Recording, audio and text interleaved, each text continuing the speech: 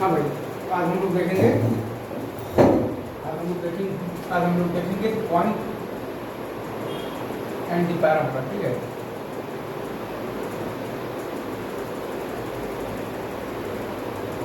इसमें हमारे पास है कि अगर आपका S1 अगर आपका ग्रेटर देन 0 है, पॉइंट आपका बेसिकली आउटसाइड है। ठीक है, अगर आपका S1 बेसिकली इक्वल टू 0 है, पॉइंट आपका ऑन दी पैराबोला है। ठीक है, ऑन दी पर। ठीक है, और अगर आपका S1 बेसिकली नेगेटिव है। ठीक है, अगर आपका S1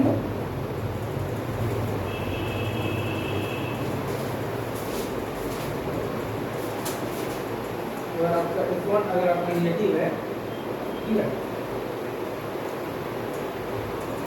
अगर आपका S1 अगर आपका नेगेटिव है तो point basically inside the parabola है। ठीक है,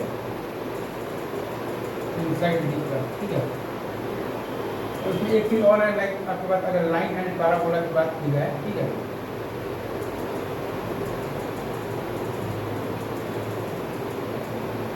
इसमें ये है कि लाइक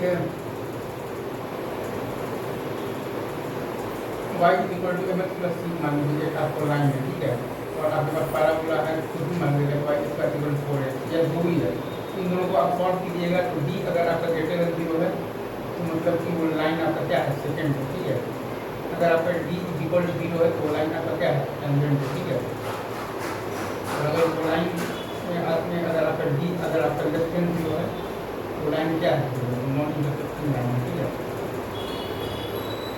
ये सिंपल सी ही चीजें, कोई भी खास बात नहीं। ठीक है, अब हम लोग आ रहे हैं टेंजेंट एंड नॉर्मल से। ठीक है, तो ये चीज मैंने आपको बता रखी है कि पैराबोला में एंगल बिटवीन द टेंजेंट होता है basically tan theta equal to √f1 by x plus a का। ठीक है, एंगल बिटवीन द टेंजेंट। ठीक है, ये भी आपको आता है। अब हम लोग देखते हैं बेसिकली टेंजेंट और नॉर्मल का इक्वेशन क्या होता है। ठीक है,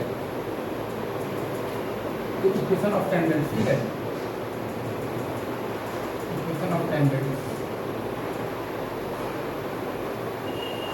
सबसे पहले आता है आपके पास कौन सा फॉर्म आता है, पॉइंट फॉर्म। ठीक है, पॉइंट फॉर्म में अगर आप इक्वेशन की बात करते हैं तो वो होता है आपके पास p इक्वल टू 0 और t होता है आपके पास x स्क्वायर को x1 से आप रिप्लेस करते हैं, y स्क्वायर को आप रिप्लेस मतलब रिप्लेस करते हैं y1 से, x को आप रिप्लेस करते हैं x प्लस x1/2 से। ठीक है, y को आप रिप्लेस करते हैं y प्लस y1/2 से। ठीक है, xy को आप रिप्लेस करते हैं y1 प्लस x1y/2 से। ठीक है, तो कांस्टेंट आपका है, कांस्टेंट ही रहता है। ये चीज़ है, ये हो गया है आपको बेसिकली क्या लिखना है, पॉइंट फॉर्म में।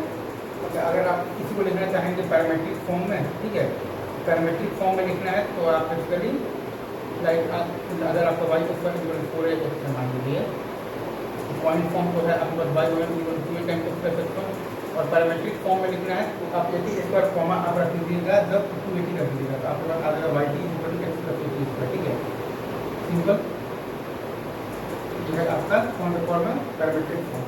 और अगर आप लिखना चाहते हैं बेसिकली पॉइंट फॉर्म में, स्लोप फॉर्म में अगर आप लिखना है। ठीक है, अगर आपको स्लोप फॉर्म में लिखना है तो वो आ जाएगा आपके पास y इक्वल टू mx और प्लस के वैल्यू। ठीक है, यहाँ पर कौन सा कॉन्टैक्ट होता है आपके पास 80 स्क्वायर कॉमा 280। ठीक है, और यहाँ पर होता है आपके पास mt मतलब कि इक्वल टू है आपके पास 1/2। ठीक है, यहाँ पर जो पॉइंट ऑफ जो कॉन्टैक्ट आएगा तो वो होगा a/m स्क्वायर कॉमा होगा आपके पास 2a/m। ठीक है, देखिए अब हम लोग बात कर रहे हैं नॉर्मल की। ठीक है, इजी चीज़ें इसे मैं बहुत जल्दी निकाला हूँ, खास है नहीं।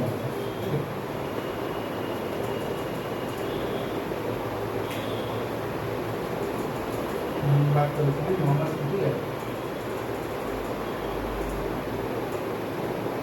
नॉर्मल का पॉइंट फॉर्म होता है आपके पास y minus y1 equal to minus y1/2 into आपके पास होता है x माइनस x। ठीक है, अगर आप देखिएगा पैरामेट्रिक फॉर्म में होता है y equal to minus x3 plus 280 plus 82। ठीक है, जब तक चाहें तो ऐसे भी लिख सकते हैं y plus x3 equal to 280 plus 82। ठीक है, अगर आप लिखिएगा स्लोप फॉर्म में तो आपको बताता है y equal to mx minus 2 minus 2। ठीक है,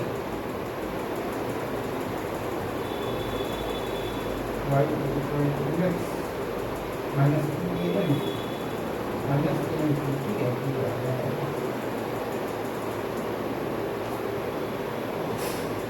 यहाँ पर आपका जो है पॉइंट ऑफ बेसिकली जो नॉर्मल के लिए हम लोग डिफाइन करते हैं, तो फुट ऑफ नॉर्मल है आपके पास 80 स्क्वायर और कॉमा है आपके पास 280।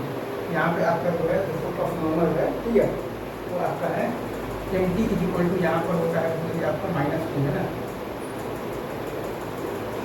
एम टी इक्वल टू -2 है, आपका एम टी बराबर -2 है, ये आपका एम स्क्वायर कॉमा -2, ठीक है, एम स्क्वायर कॉमा -2, ठीक है, ये आपका एम स्क्वायर कॉमा 2, ठीक है। यही सिंपल सी चीज़ें हैं, बाकी हम लोग बात करते हैं आगे की। All the best.